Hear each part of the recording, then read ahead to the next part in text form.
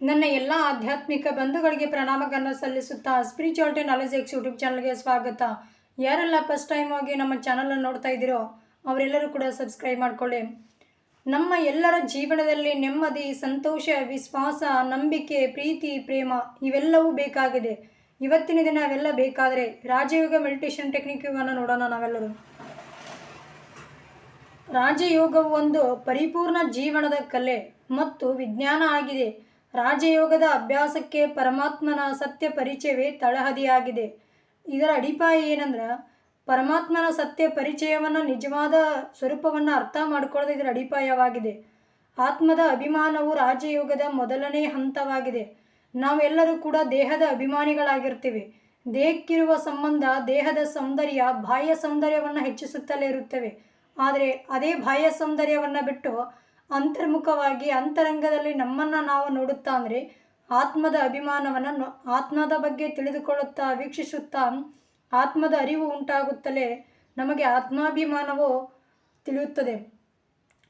ಮೂಲತಃ ಈ ರಾಜಯೋಗದಲ್ಲಿ ಆತ್ಮಾಭಿಮಾನವು ರಾಜಯೋಗದ ಮೊದಲನೇ ಹಂತವಾಗಿದೆ. ಪರಮಾತ್ಮನ ಭೌತಿಕ ವಸ್ತುಗಳಲ್ಲಿ ಅಲ್ಲ. ಯಾವುದೇ ನಾವು ನೋಡ್ತಕ್ಕಂಥ ಯಾವ ವಸ್ತು ನೋಡ್ತಿದ್ದೀವಿ ಭೌತಿಕವಾಗಿ, ಆ ಯಾವುದೇ ವಸ್ತುವಿನಲ್ಲಿ ಪರಮಾತ್ಮ ಇಲ್ಲ. ಅತಿ ಸೂಕ್ಷ್ಮನು ಚೈತನ್ಯ ಜೀವಿಯು ಇಂದ್ರಿಯ ಗ್ರಹಣ ಶಕ್ತಿಗೆ ನಿಲುಕದವನು. ಅತ್ಯತಿ ಸೂಕ್ಷ್ಮದಲ್ಲಿ ಸೂಕ್ಷ್ಮಾತಿ ಸೂಕ್ಷ್ಮನಾಗಿರುವನು ಪರಮಾತ್ಮ. ಆದ್ದರಿಂದ ಸಂಕಲ್ಪ ಶಕ್ತಿಯಿಂದ ಮಾತ್ರವಲ್ಲದೆ ಯಾವುದೇ ವೈಜ್ಞಾನಿಕ ಯಂತ್ರಗಳಿಂದ ಅವನೊಂದಿಗೆ ಸಂಪರ್ಕ ಬೆಳೆಸಲು ಸಾಧ್ಯವಿಲ್ಲ.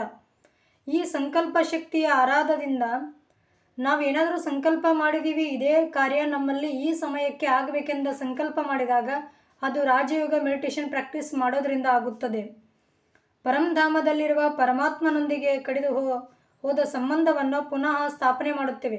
ಮೂಲತಃ ನಮ್ಮ ತಂದೆ ಯಾರಂದರೆ ಪರಮಾತ್ಮವೇ ನಮ್ಮ ತಂದೆ. ತಂದೆಯ ತಂದೆ, ತಂದೆಯ ತಂದೆ, ಹಾಗೆ ಮೂಲವನ್ನು ಹುಡುಕಿಕೊಳ್ತಾ ಹೋದಿವಂದ್ರೆ ಕೊನೆಯದಾಗಿ ನಮ್ಮ ತಂದೆ ಯಾರಂದರೆ ಪರಮಾತ್ಮವೇ ನಮ್ಮ ತಂದೆ. ಪರಮಾತ್ಮನೇ ನಮ್ಮ ತಂದೆ ಅಂತಕ್ಕಂಥ ಸಂಬಂಧ ನಮಗೆ ಕಡಿದು ಹೋಗಿರುತ್ತದೆ. ಯಾಕಂದ್ರೆ ಲೌಕಿಕವಾದ ನಶ್ವರವಾದ ಭೋಗವಸ್ತುವಿನ ವಸ್ತು ಮತ್ತು ಸಂಬಂಧಗಳಿಗೆ ಅಂಟಿಕೊಂಡು ನಮ್ಮ ಮೂಲ ಸಂಬಂಧವನ್ನೇ ನಾವು ಮರೆತು ಬಿಡುತ್ತೇವೆ. ಮತ್ತೆ ಪುನಃ ಪರಮಧಾಮದ ನಿವಾಸಿಯಾದ ಪರಮಾತ್ಮನ ಮತ್ತು ನಮ್ಮ ತಂದೆ ಅಂತಕ್ಕಂಥ ಸಂಬಂಧವನ್ನು ಜೋಡಿಸುವುದೇ ರಾಜಯೋಗ ಮೆಡಿಟೇಷನ್. ನಾವು ಮಾನಸಿಕವಾಗಿ ಸಂಬಂಧವನ್ನು ಬೆಳೆಸಲು ಸ್ವಯಂ ಈಶ್ವರನೇ ಬೋಧಿಸಿದ ರಾಜಯೋಗವಾಗಿದೆ. ಸ್ವಯಂ ಪರಮಾತ್ಮನೇ ಬೋಧನೆ ಮಾಡಿದ ರಾಜಯೋಗ ಇದು. ಇದು ಯಾರ ಸಾಮಾನ್ಯ ವ್ಯಕ್ತಿಗಳ ಬೋಧನೆ ಮಾಡಿದ್ದಲ್ಲ, ಸ್ವತಃ ಪರಮಾತ್ಮನೇ ರಾಜಯೋಗ ಬೋಧನೆ ಮಾಡಿದ್ದಾನೆ. ರಾಜಯೋಗದಿಂದ ಮನುಷ್ಯಾತ್ಮನು ಪ್ರಾಪಂಚಿಕ ವಸ್ತು ವ್ಯಕ್ತಿಗಳ ಸಂಬಂಧದಲ್ಲಿ ಬರುತ್ತಾ ಸಮತೋಲನವನ್ನು ಕಾಪಾಡಿಕೊಂಡು ತನ್ನ ಸ್ಥಿತಿಯನ್ನು ಸದಾ ಶಾಂತವಾಗಿ, ಶಕ್ತಿಯುತವಾಗಿ ಇಟ್ಟುಕೊಂಡು ತನ್ನ ಜೀವನದಲ್ಲಿ ಸಫಲತೆಯನ್ನು ಹೊಂದುವಂತೆ ಮಾಡುತ್ತದೆ. ಈ ರಾಜಯೋಗವು ಮನುಷ್ಯನ ಪ್ರೀತಿಯನ್ನು ಶುದ್ಧೀಕರಿಸುತ್ತದೆ. ಪರಮಾತ್ಮನಿಂದ ಬೋಧಿಸಲ್ಪಟ್ಟ ಸಂಪೂರ್ಣ ಯೋಗವೇ ರಾಜಯೋಗ. ಅತಿ ಪುರಾತನ ಯೋಗವೆಂದು ಪ್ರಸಿದ್ಧವಾಗಿರುವ ಅಪೂರ್ಣ ಯೋಗವಾಗಿದೆ. ಪ್ರತಿನಿತ್ಯದ ಕರ್ಮವನ್ನು ಮಾಡುತ್ತಾ ಸುಖ, ಶಾಂತಿ ಮತ್ತು ಶಕ್ತಿಯನ್ನು ನಾವು ಹೆಚ್ಚಿಸುತ್ತಾ ವೃದ್ಧಿಸಿಕೊಳ್ಳುವ ಸಿದ್ಧಿಯನ್ನು ಪ್ರಾಪ್ತಿ ಮಾಡಿಸುತ್ತದೆ. ಈ ಯೋಗದಲ್ಲಿ ಸ್ವಪ್ರಯತ್ನದ ಜೊತೆಗೆ ಪರಮಾತ್ಮನ ಶಕ್ತಿಯು ಕೂಡುವುದರಿಂದ ಇದು ಅಪರಿಮಿತವಾದದ್ದು. ನಾವು ಅನ್ಬೋದು, ನಾವೆಲ್ಲ ಬುಕ್ ಓದ್ತೀವಿ, ನಾವು ಭಾಳ ಪಂಡಿತರದೀವಿ, ಬುಕ್ ಓದಿ ಎಲ್ಲ ತಿಳ್ಕೊಂಡು ನಮಗೆ ಅರ್ಥ ಆಗ್ತೈತೆ ಅನ್ನೋದು ಒಂದು ಕಡೆ. ಆದ್ರೆ ಪರಮಾತ್ಮನ ಒಂದು ಸಹಾಯ ಹಸ್ತ ಚಾಚಿದಾಗ ಆ ಶಕ್ತಿ, ಆ ಸಿದ್ಧಿ ಇನ್ನೂ ಮಹತ್ವವಾಗುತ್ತದೆ, ಪರಮೋತ್ಕೃಷ್ಟವಾಗುತ್ತದೆ. ಗುರು ಇಲ್ಲದ ಯಾವುದೇ ವ್ಯಕ್ತಿ ಆಧ್ಯಾತ್ಮಿಕ ಕ್ಷೇತ್ರದಲ್ಲಿ ಮೋಕ್ಷವನ್ನು ಪಡೆಯಲು ಸಾಧ್ಯವೇ ಇಲ್ಲ. ಎಷ್ಟೋ ಪಂಡಿತ ಇದ್ರೇನೋ, ಅವನಿಗೆ ಎಷ್ಟೋ ಪಾಂಡಿತ್ಯ, ಎಷ್ಟೋ ಜ್ಞಾನ ಇದ್ದರೂ ಸಹಿತ ಮೋಕ್ಷ ಸಿಗೋದಿಲ್ಲ.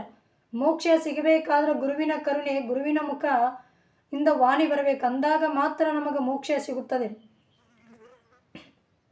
ಈ ಯೋಗಾಭ್ಯಾಸವನ್ನು ಮನಸ್ಸು ಮತ್ತು ಬುದ್ಧಿಯ ಘರ್ಷಣೆಯನ್ನು ಸಮಾಪ್ತಿ ಮಾಡಿ ಶಾಂತಚಿತ್ತನಾಗಿರೋದು. ಮನಸ್ಸು ಮತ್ತು ಬುದ್ಧಿಯ ಸಂಘರ್ಷಣೆ ಮಾಡೋದನ್ನು ಬಿಟ್ಟು ಸ್ಥಿತಪ್ರಜ್ಞೆಯಲ್ಲಿರೋದು. ಆವಾಗ ನಮಗೆ ಶಾಂತಿ ಮತ್ತು ಸುಖವಾದ ಅನುಭವ ಆಗುತ್ತದೆ. ಧ್ಯಾನ ಎಂದರೇನು? ಎಲ್ಲರೂ ಹೇಳ್ತಾರೆ ಧ್ಯಾನ ಮಾಡಬೇಕಂತ.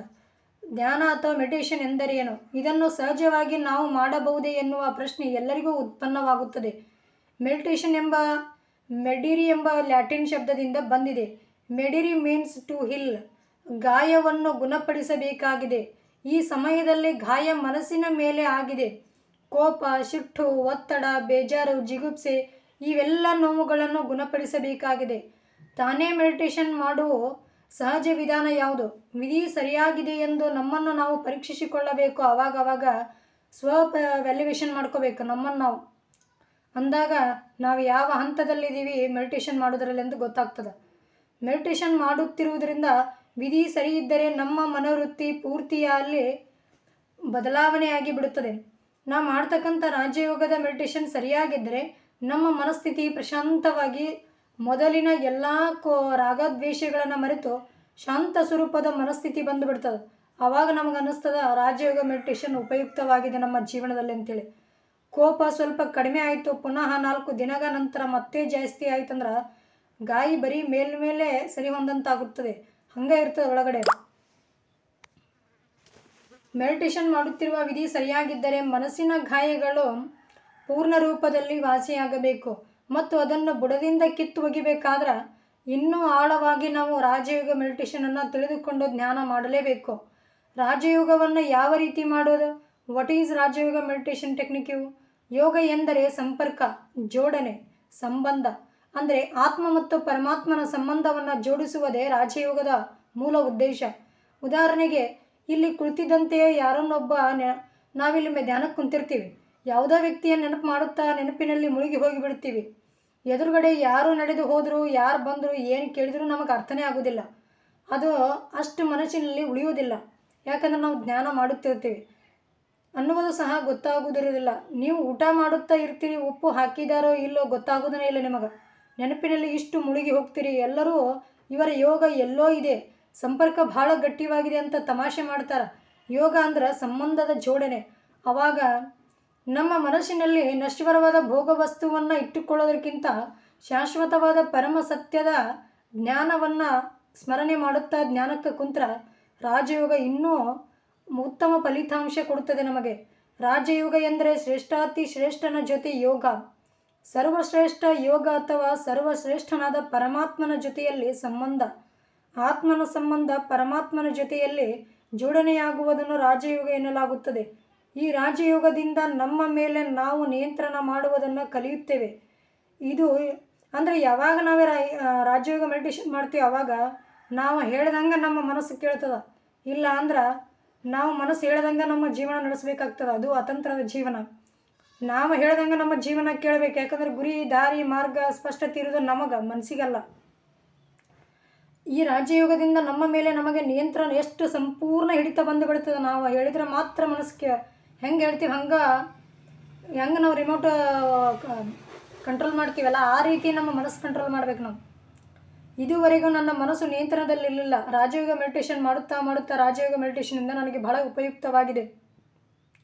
ಬಾಯಿಂದ ಏನೋ ಮಾತು ಬಂದು ಬಿಡುತ್ತಾ, ಇಷ್ಟವಿಲ್ಲದಿದ್ದರೂ ಕಣ್ಣು ನೋಡಿ ಬಿಡುತ್ತೋ ಗೊತ್ತಿಲ್ಲ, ಸಂಸ್ಕಾರ ಎಲ್ಲಿಂದಲೋ ಉತ್ಪನ್ನವಾಗಿ ಬಿಡುತ್ತದೆ ಅನ್ನುತ್ತಿದೆ. ಈಗ ನಮ್ಮ ಮೇಲೆ ನಾವು ಅಧಿಕಾರ ಮಾಡಬೇಕಾಗಿದೆ. ಈ ರಾಜಯೋಗವನ್ನು ಯಾರು ಬೇಕಾದರೂ ಮಾಡಬಹುದು. ಮೆಡಿಟೇಷನ್ ಮಾಡುವುದಕ್ಕಾಗಿ ಸನ್ಯಾಸ ತೆಗೆದುಕೊಳ್ಳೋ ಅವಶ್ಯಕತೆ ಇಲ್ಲ.